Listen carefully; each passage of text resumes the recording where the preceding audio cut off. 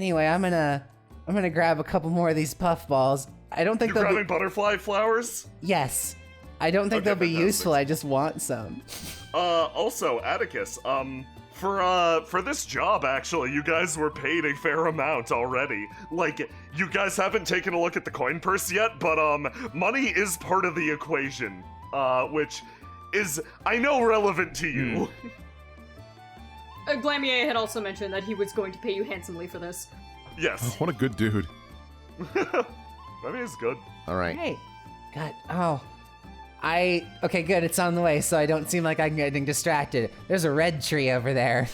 I noticed that too. You guys travel further down the road. You pass by a bunch of RNA guards.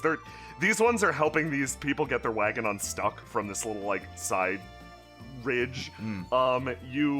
You look at an area where water trickles down the side of a hill and winds up in a basin on your right. It's one of those tiny streams, but it's been driven really, really deep with all the wagons that have come through here. Out of curiosity for this wagon, how is it stuck precisely? It's more or less caught in the mud. No, this bucket stopping them. Oh yeah, it's the bucket. But it's got water. I don't want to touch it. Celine wants to try something a little nonchalantly. Okay. What I was going to try and do is put a portal, a small one, under the wheel, and then have it so that another portal is like on this rock, but close enough to the tree, so that the wheel, when it goes to the portal, is actually hitting a flat surface that will actually gain some traction. Ooh. But yeah, I don't know. I'll let you do that. No, that makes sense. So she's gonna make sure she's like in the bushes away from this guard. You put your hand down and you, as discreetly as possible, like form like a sign, and under one of the wheels, a portal springs into existence and connects like an area. Actually, like it's almost improbable, but you're very used to using this power, between like the base of two trees that are growing together like really tightly, and you create a surface that the wheel can get wedged in that isn't muddy, and with a they manage to pull it out, and the wagon jolts forward and begins rolling again, and they let out a everybody lets out an appreciative sound. This guy, however, you're sure, Celine, he looks over at you and he sees, like, you make eye contact for half a second, you freeze, Celine. You're so afraid of getting caught that, like, this moment is almost like this is what your nightmares are made of. He makes eye contact with you for half a second and then just flashes you an incredibly appreciative grin, turns around, and there's no more. She just like whistles loudly.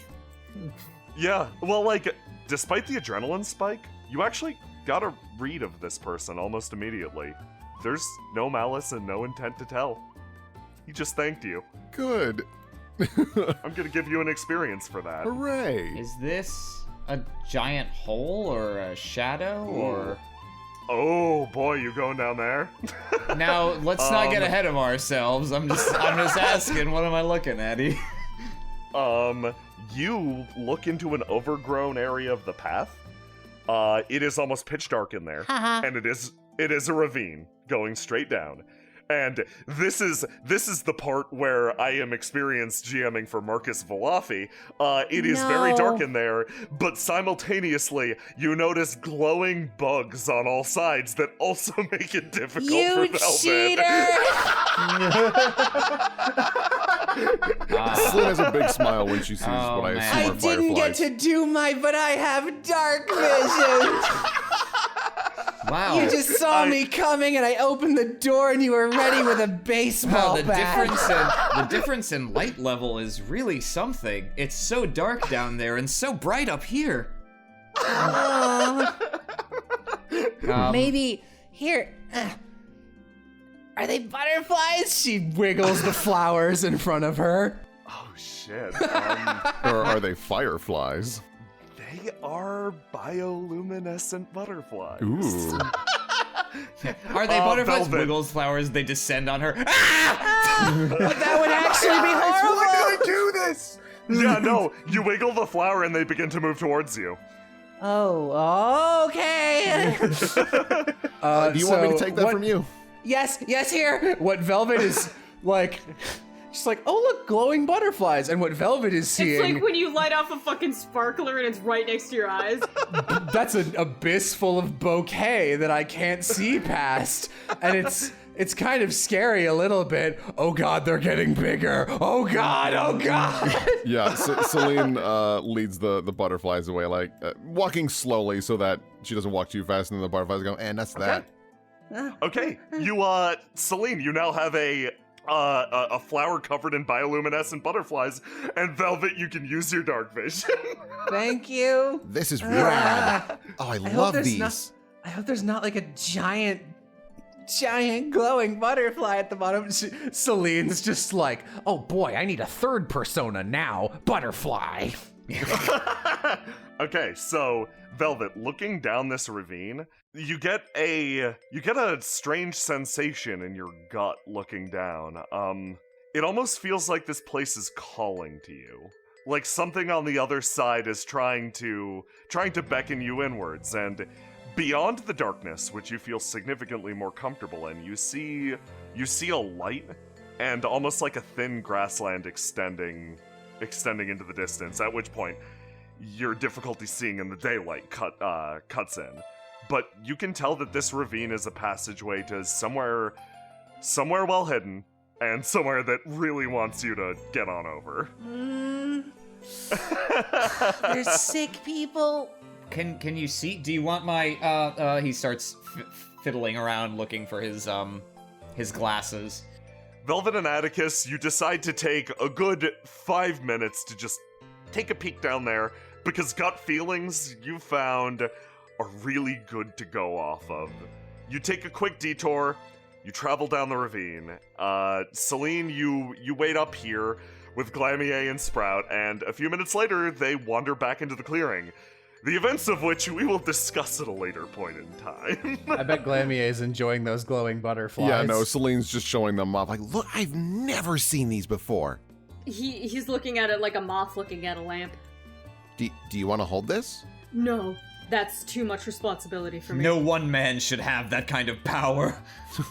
Oh, there's some Alrighty. more of that gross moss in this gross water. You fucking noticed it. Okay, you take a look down at this little pond that's forming. Apparently, you look up over the hill and it looks like whatever that there's probably like a pond up there that sort of burst one of its sides and it's dripping down over here, and it's collecting in this artificial rut at the bottom. You can see wagon tracks tracking through it, and you pity the poor souls whose wagons wound up here.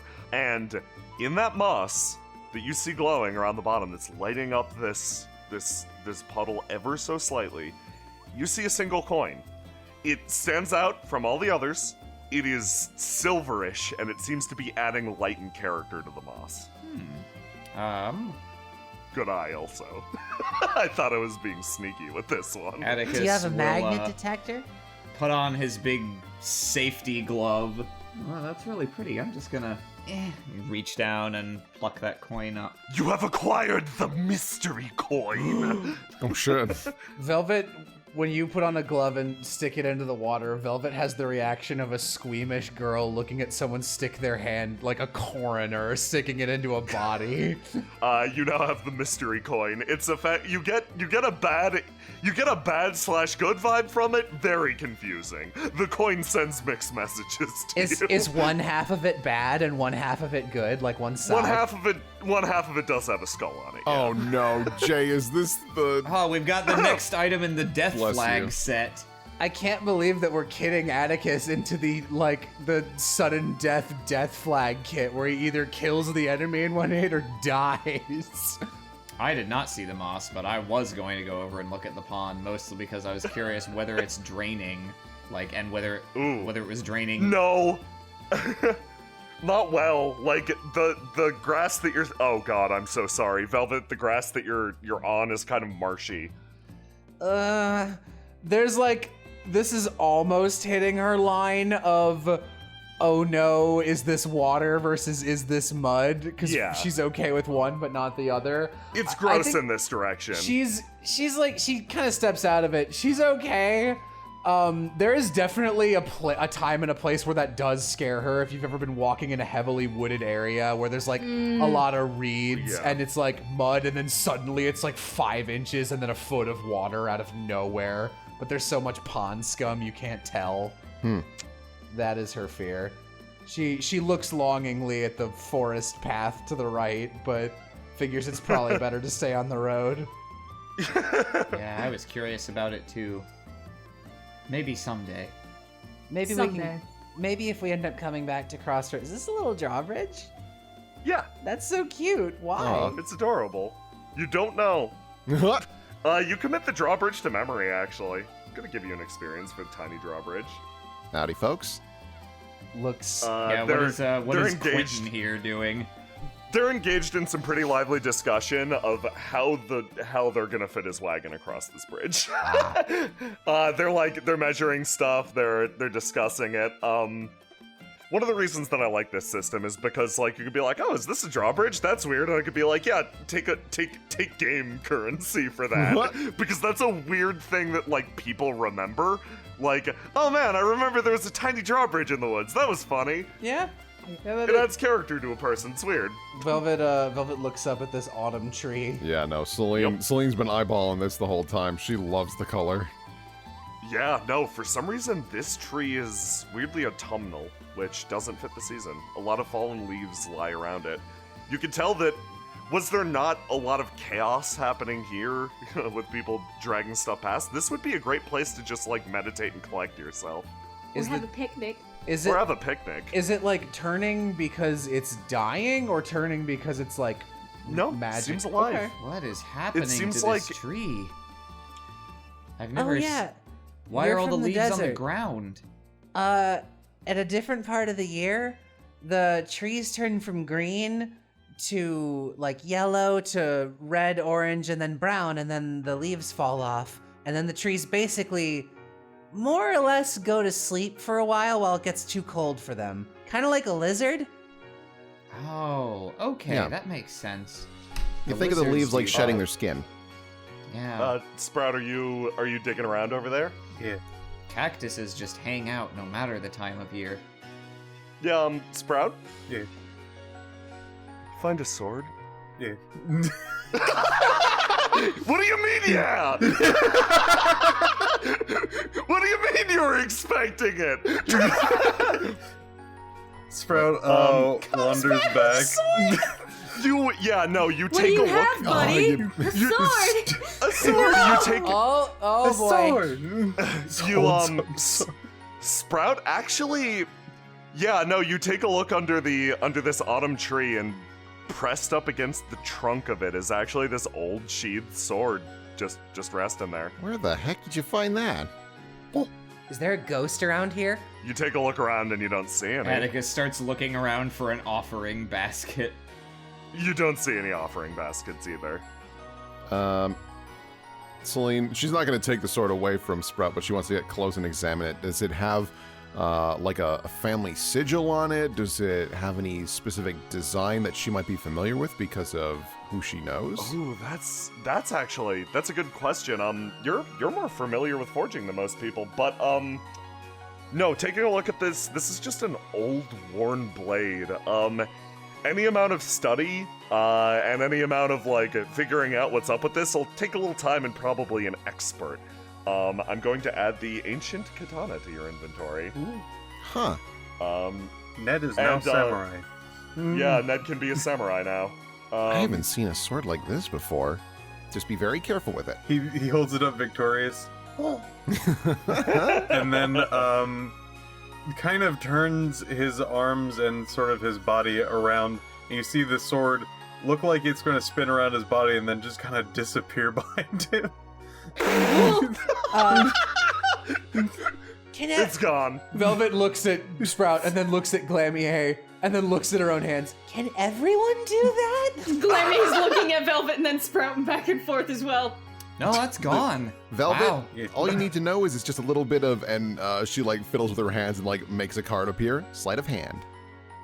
He doesn't have hands.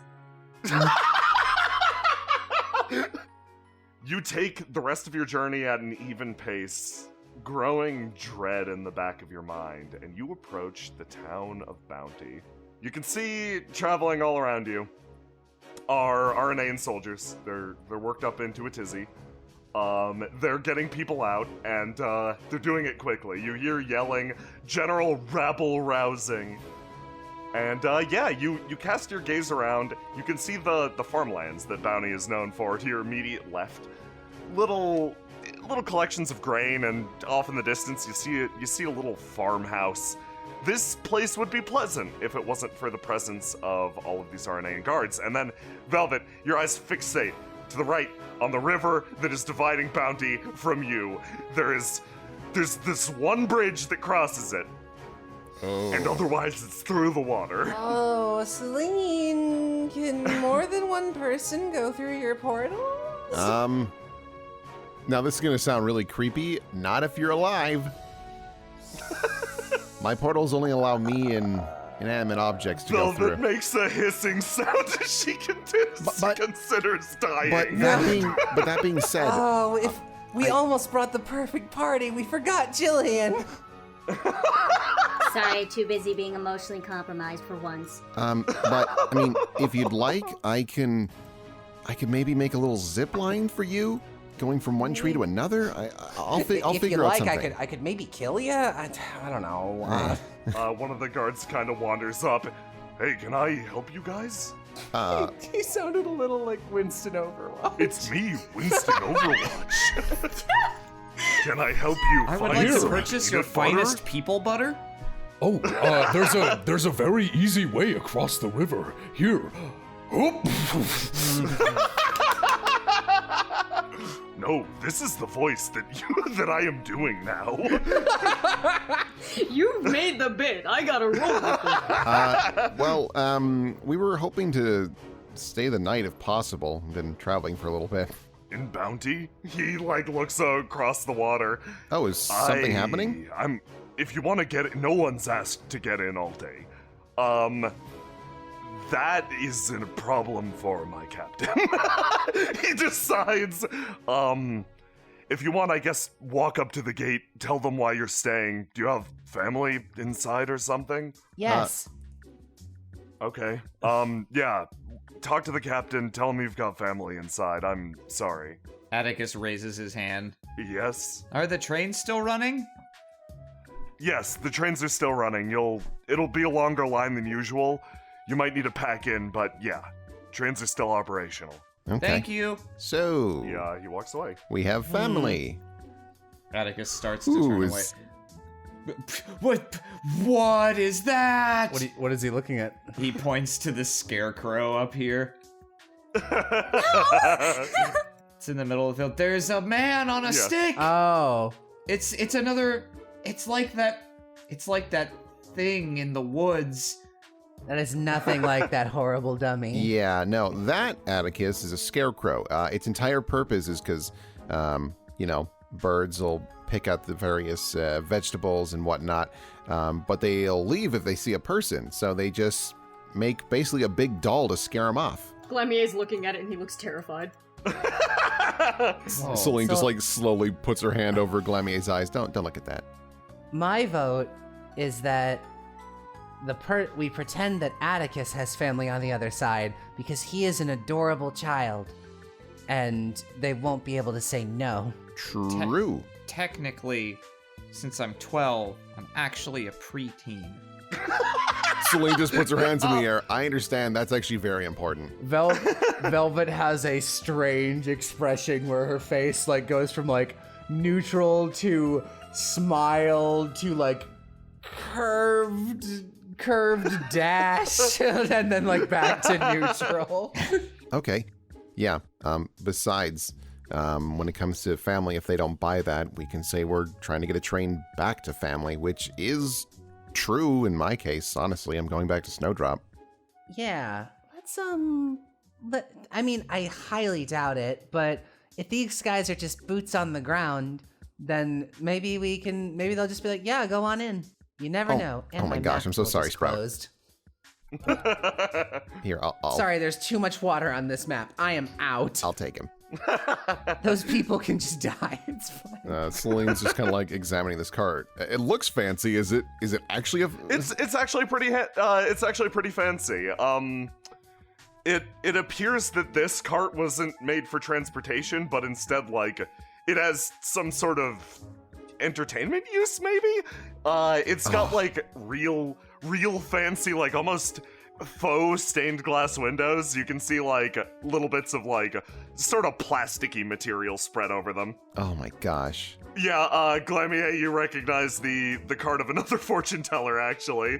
Celine does not hide the fact, and she's just staring at it and just like, oh my gosh, that's so cool. You walk up and you notice a bunch of RNAians sort of stationed around the gate. There's a lot of RNAians here, and like, even you, Celine, who you can keep your cool super well usually, you start to get a little bit of the butterflies in the stomach. Well, don't worry. Here, Velvet holds the flowers to your belly.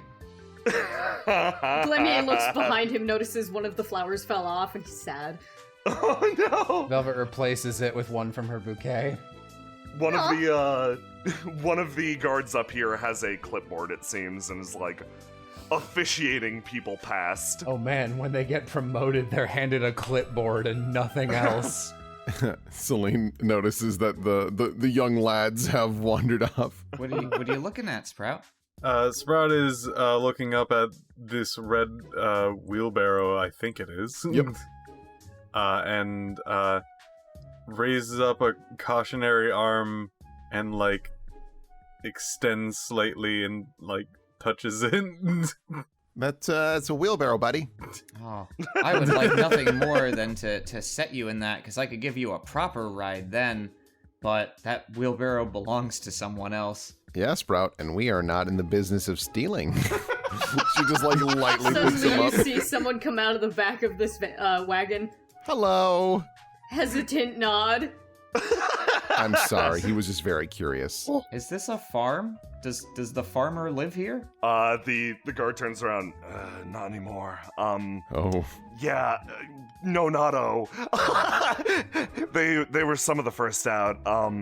They've been lending out horses all day, but fresh out. So were you looking for a horse or something? Sorry, it's been my job. I'm sorry. Well, to be perfectly honest, I had my eye on this lovely craft over here. The wheelbarrow? Yes. I mean, I don't know if they're coming back, right? They're still gonna use this wheelbarrow, right? I believe, yeah. No, we're supposed to, technically the evacuation order is indefinite, but I've heard we're supposed to start letting people back in within the week. Oh crap, my superior's giving me the stink eye. It like turns away. Don't tell anyone I told you that, okay? Oh. Lips are sealed. Is there, like, is whatever's going on gonna be done in a week? We're hoping. I don't want to be here longer than a week. I want to go home. Excuse me, are you in charge here? Hi, yes, can I help you? Do you need anything? Food, water? You can ask anyone. We were wondering if we could actually get into Bounty. This precocious child here, his family is inside. We're looking for his dad. Also, I'm a doctor, so maybe I could help with doctor-related things. Okay, what are your names? Velvet. Looks down at the clipboard. I'm Atticus. Is that like a family name? Mine's a mononym. It's my name. Okay, that's gonna make this a lot harder. Who's your relative? His name is Scrag Jaggins. Velvet, like, gives a sidelong look like, I don't know if that's Atticus's actual dad's name or if he's making that up as a 12-year-old. Like, the RNA and, like, captain starts flipping through pages of the clipboard. Is that a nickname? I don't know. That's how he introduces himself. Scrag Jaggins. Celine like leans over. Then you're probably Atticus Jaggins. Is that? Oh, I guess. I've never really thought about it. Here's the problem. I'm not actually the acting captain. The acting captain has decided to starts to almost say something, notices that there is a kid there, holds himself back. The acting captain has decided to take an elongated lunch break, and I am now acting captain, and I don't think I can let you into the city. I can send someone in if you could give me their address, but I'm not forbidden from letting people in, but I think that defeats the point of an evacuation. So I'm sorry, I'm gonna have to ask you to wait here. Do you have a name that I could, like, looks back down at the clipboard, and almost on cue as as he puts the clipboard down, you hear a call from the nearby bushes as somebody wanders in. My nephew, my dear nephew Atticus, is that you? What? Somebody wanders in. It's me, Scrag Jaggins, as I was known back in. Where are you from, kid? What? The rocket Play waste. along. Captain, they all salute. That's right. This is my nephew. Yeah, if you could keep my little nickname, Scrag, on the hush-hush, I'd really appreciate it. Thank you. These are very important people. This is Atticus. Motions over to the other ones. Velvet. Celine. Velvet. Celine. Oh. Beth. She like just shakes Sprout a little bit. Sprout. Sprout, and he looks over to Glamier. Glamier. Excellent. Of course, Captain. If they're with you, they can come inside. Fantastic. Okay, I believe we'll call our little, lunch retreat to an end. Juliet, we're going back inside. This towering woman, easily over 7 feet tall, just looming underneath the shade of this big-ass tree. She comes out, this cape behind her, not billowing, it's almost dragging in the dirt, and she just, like, sidles up behind him. You never told me Scrag was your nickname. I had many nicknames during my time abroad, I have to say. Anyway, if you wouldn't mind, he turns a wicked grin to the Arneans who part for you guys. Come now. He throws his arms open and, like, sort of motions you inwards. For whatever reason, you're getting an escort inside. Thank you, Scrag. Velvet, like, puts an arm around Atticus and walks forward with him, like, keeping the arm between him and Scrag. Yeah. So Celine also does the same sort of thing and keeps a close hug. Oh no, she's got a broken arm. Yeah, she's gonna take the pain and just hang on to Sprout in that arm and keep an arm around Atticus and looks back at Glamier like, hey, you doing okay back there? He's got a weird look on his face. He looks like he is trying not to get too close to Scrag. Scrag is giving him the biggest smile. Yeah, Velvet keeps looking back at Glamier and with a look that says, I would be shielding you if it wouldn't look weird to grab you and shield you, right? Mm-hmm. Oh, by the way, you might not know this, but I don't go by Scrag anymore. You can call me, looks around at the Arneans, gets a funny grin, Captain Zachariah, and this is my associate, Juliet. Hello.